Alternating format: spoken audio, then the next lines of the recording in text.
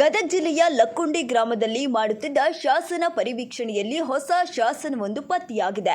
ಕವಲೂರ ಎಂಬುವವರ ಮನೆ ಕಾಂಪೌಂಡ್ ಗೋಡೆ ಕಟ್ಟಲು ತಂದ ಕಲ್ಲುಗಳ ರಾಶಿಯೊಂದರಲ್ಲಿ ತ್ರುಟಿತ ಶಾಸನವಿರುವ ಕಲ್ಲು ಪತ್ತೆಯಾಗಿದೆ. ಇನ್ನು 20 ಇಂಚು ಅಗಲ 28 ಇಂಚು ಎತ್ತರದ ಕರಿಕಲ್ಲು ಇದಾಗಿದ್ದು, ಮೇಲೆ ಅರ್ಧ ವೃತ್ತಾಕಾರದ ಅದಕ್ಕೆ ಚೌಕಟ್ಟನ್ನ ಕೆತ್ತಿದೆ. ಅರ್ಧ ವೃತ್ತಾಕಾರದ 9 ಭಾಗದಲ್ಲಿ ಸೂರ್ಯ, ಪೂಜಾರಿ, ಕುಳಿತ ಲಕ್ಷ್ಮಿ, ಖಡ್ಗ, ಕರುವಿಗೆ ಹಾಲು ಕುಡಿಸುತ್ತಿರುವ ಆಕಳು, ಚಂದ್ರರ ಉಬ್ಬು ಶಿಲ್ಪಗಳಿವೆ. ಇದರ ಕೆಳಗಿನ 3 ಪಟ್ಟಿಕೆಯಲ್ಲಿ ಬುದ್ಧ, ಧರ್ಮಸಂಘ ಮತ್ತು ತಾರಾ ಭಗವತಿಯರ ಸುತ್ತಿ ಇದೆ.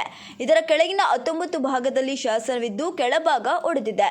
ಇದುವರೆಗೆ ಕರ್ನಾಟಕದ ಸನ್ನತಿ, ಕನಗನಹಳ್ಳಿ, ಬನವಾಸಿ, ಕದ್ರಿ, ಕೋಳಿವಾಡ, ರಾಜಘಟ್ಟ, ಡಂಬಳ, ಲಕ್ಷೇಶ್ವರಗಳಲ್ಲಿ ಬೌದ್ಧ ಧರ್ಮಕ್ಕೆ ಸಂಬಂಧಿಸಿದ ಶಾಸನಗಳು ಮತ್ತು ಮೂರ್ತಿ ಶಿಲ್ಪಗಳು ದೊರೆತಿವೆ.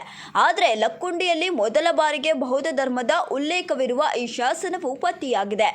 ಶಾಸನವು ಮೊದಲಿಗೆ ಬುದ್ಧ ಧರ್ಮ ಮತ್ತು ಸಂಘಗಳಿಗೆ ನಮನಗಳನ್ನು ಓಂ ನಮೋ ಬೌದ್ಧಾಯ, ನಮೋ ಧರ್ಮಾಯ, ನಮಃ ಸಂಘಾಯ ಎಂದು ಹೀಗೆ ಸಲ್ಲಿಸುತ್ತದೆ. ನಂತರ ತಾರಾ ಭಗವತಿಯನ್ನ ಸ್ತುತಿಸುತ್ತದೆ. ತದನಂತರ ಹೊಯ್ಸಳ ಚಕ್ರವರ್ತಿ ಇಮ್ಮಡಿ ವೀರಬಲ್ಲಾಳನ ಆಡಳಿತವನ್ನು ಸೂಚಿಸುತ್ತಾ ವೀರಬಲ್ಲಾಳನ್ನು ಸಕಲ ಬಿರುದುಗಳಾಗಿ ಬಣ್ಣಿಸುತ್ತದೆ.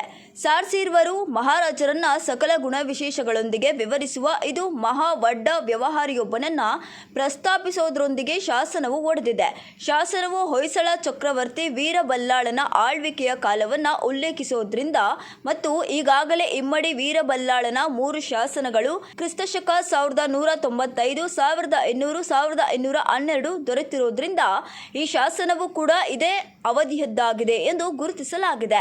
ಇನ್ನು ಕರ್ನಾಟಕದ ಶಾಸನಗಳಲ್ಲಿ ಹೀಗೆ ಬುದ್ಧ ಧರ್ಮ ಹಾಗೂ ಸಂಘಗಳಿಗೆ ನಮಸ್ಕಾರಗಳನ್ನು ತಿಳಿಸಿದ ಮೊಟ್ಟ ಮೊದಲ ಶಾಸನ ಇದಾಗಿದೆ. ಅಂತೆಯೇ ತಾರಾ ಭಗವತಿಯ ಆರಾಧನಾ ಪರಂಪರೆ ಈ ಭಾಗದಲ್ಲಿತ್ತೆಂದು ಈ ಶಾಸನ ಮತ್ತು ಡಂಬಳ, ಕೋಳಿವಾಡ ಶಾಸನಗಳು ಸಾಕ್ಷಿಯನ್ನ ನುಡಿಯುತ್ತವೆ.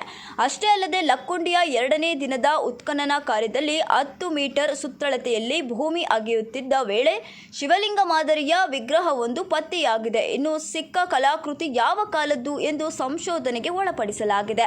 ಇನ್ನು ಈ ವಿಚಾರಕ್ಕೆ ಸಂಬಂಧಪಟ್ಟಂತೆ ನಿಮ್ಮ ಅನಿಸಿಕೆಯನ್ನು ಕಮೆಂಟ್ನಲ್ಲಿ ತಿಳಿಸಿ. ನೀವು ಇನ್ನೂ ಕೂಡ ನಮ್ಮ ಚಾನಲನ್ನು ಸಬ್ಸ್ಕ್ರೈಬ್ ಮಾಡಿಲ್ಲ ಅಂದರೆ ಈ ಕೂಡಲೇ ಸಬ್ಸ್ಕ್ರೈಬ್ ಮಾಡಿ.